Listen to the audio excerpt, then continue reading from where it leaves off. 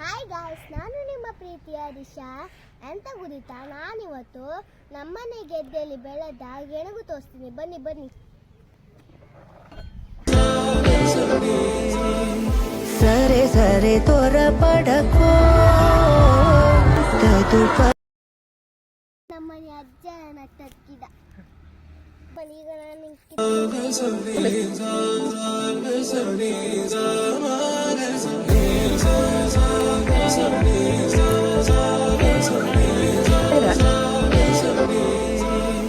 ಸರೆ ಸರೆ ತೋರ ಪಡಕೋ ತದುಪರಿ ಕಥ ಎಟುಕೋ